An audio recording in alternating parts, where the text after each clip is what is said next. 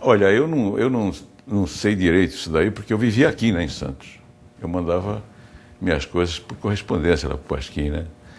Mas que eu saiba, eles tinham que mandar todo o material para ser censurado na Polícia Federal, né? Tinham censores lá. E depois eles devolviam o material censurado e o que dava para publicar, eles publicavam. Até para ilustrar o papo, uma vez o Ziraldo fez uma charge, né? Porque a charge é quando ela é política, o cartoon é quando não é político, tem essa história aí. Mas ele fez um cartoon, vamos dizer assim, com 2 sensores, com pilhas enormes, né? Para censurar assim em cima da mesa, e um falando para o outro, um perguntando para o outro: Aristeu, pudibunda é palavrão?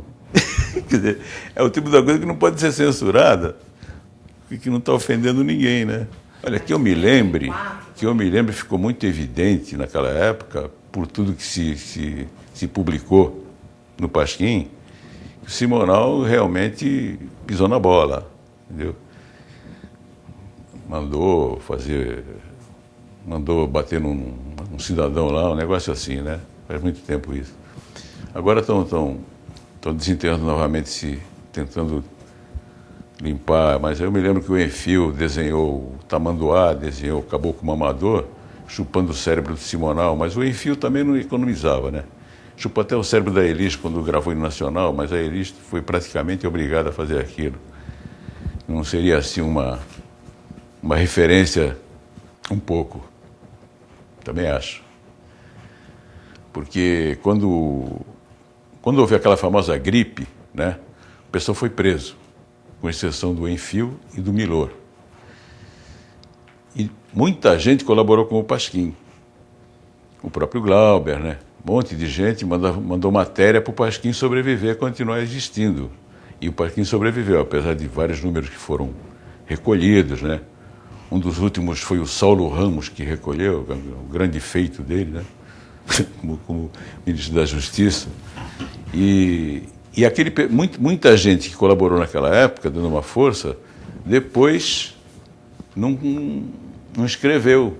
O próprio Glauber, né? Porque o Glauber ele fez uma jogada, ele tinha vontade de voltar para o Brasil, queria filmar aqui, estava exilado, pediu para o Zuenir Ventura publicar aquela carta na Visão, né? Elogiando os militares, mas era uma jogada do Glauber, né, aquilo e tal. Eu conversei com o Zuenir na tarrafa cultural aí, e levantei essa lebre aí, ele me falou, o pessoal não entendeu bem o que o Glauber queria, né, porque o Glauber tinha, assim, gostava muito do Brasil, né, ele queria filmar aqui, queria fazer as coisas e tal, e estava exilado, né. E ele tentou fazer essa jogada, que não deixava de ser também uma cobrança, né, em cima dos militares, porque, na verdade, o golpe militar foi patrocinado pelos Estados Unidos, hoje todo mundo sabe disso, multinacionais, etc., né? E aí ele também fez uma cobrança, assim, em cima de um lance que seria um tipo de patriotismo, né? E ele estava a fim de voltar, só que ninguém perdoou, o Jaguar não perdoou o Glauber, não. O Jaguar ficou pé da vida com o Glauber, não saiu mais nada do Glauber no Pasquim. E olha que ele publicou muito no Pasquim. Eu compilei todo o material que ele publicou no Pasquim, porque eu fiz vários trabalhos sobre o Glauber, né? Trabalho de arte e trabalho também, eu peguei tudo o que saiu dele no Pasquim e dei para a dona Lúcia, que é a minha amiga, a mãe dele, lá no Rio, no Museu antes era no Museu da Imagem do Som, hoje na Rua Sorocaba, em Botafogo.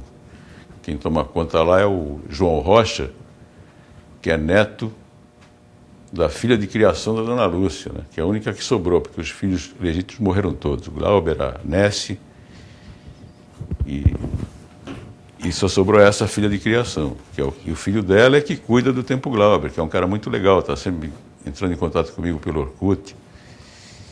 E agora até me contou que agora indenizaram, né, o Glauber. A única beneficiada foi a Paula Gaetan, que foi a última mulher dele, né? A mãe dele que quebrou a cara, aí se virava que nem para poder arrumar dinheiro para manter o Tempo Glauber, né, e tal, não recebeu nada. Por mais paradoxal que seja, quem ajudava a dona Lúcia era o Sarney.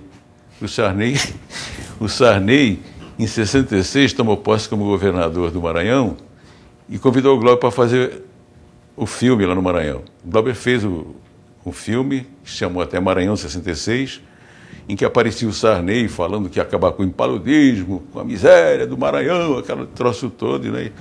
E acabou foi com o Maranhão, né? Mas era o único que ajudava a Dona Lúcia, por incrível que pareça. Eu ia lá no Tempo Glauber, no Rio, eu ia muito ao Rio, né? Fui assaltado lá, minha mulher ficou com medo, aí as coisas também foram diluindo, né? Depois ela conseguiu aquele espaço na Rua Sorocaba, pegado do Museu Vila Lobos, né? Botafogo, e está bem instalado lá. Tem uma exposição minha, porque eu doei mais de 40 a 50 pôsteres, tudo feito à mão, enormes, grandes, né? Foi a exposição que eu fiz com o Morrice em 83 na Cadeia Velha, em 84 no Sindipetro, porque eu também fui diretor do Sindipetro durante os últimos 8 anos que eu trabalhei na refinaria. Que, aliás, eu e um amigo criamos um boletim chamado Petroleiro, né, que sofria censura interna. Falar em censura, eu sofria censura interna, porque eu tinha aquela linguagem do Pasquim, e eu fazia os cartoons, os desenhos, e alguns diretores que eram mais conservadores, assim e tal, isso aqui, né? E eu falei, pô, já não chega a censura de fora, tinha censura de dentro, né? Esse lance também é interessante de contar, né? Mas mesmo assim saiu muita coisa, né? Eu acho que eles liberam quando é porra louquice, né? Quando é para fazer mal à cabeça das pessoas, para alienar as pessoas e transformar tudo em idiota, a censura está liberada. Se for uma coisa mais inteligente, esbarra, ainda esbarra. Eu acho que ainda existe, né? Isso é que dói, isso é que dói. Porque você ouve por aí a molecadinha conversando, é dureza, é dureza. O comportamento deles por aí. E desde meninos, desde o primário, né? Eu acho difícil inverter, acho muito difícil. Eu continuo pessimista mesmo.